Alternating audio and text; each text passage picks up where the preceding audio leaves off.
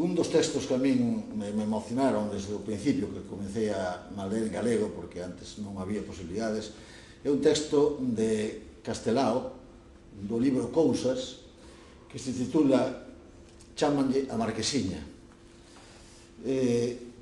O texto é moi corto, é un texto curto, pero que, sen embargo, ten unha emoción para min extraordinaria, casi igual a como sentí a primeira vez que o leí, non? Di así: chámanlle a Marquesiña e os seus peíños ende xamais se calzaron. Vai á fonte de Pelica Patacas e chámanlle a Marquesiña.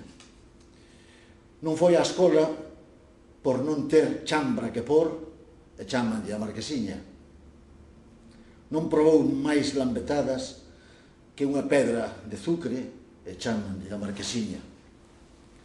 A súa nai é tan pobre que traballa de xornaleira na casa do marqués e aínda lle chaman a Marquesiña.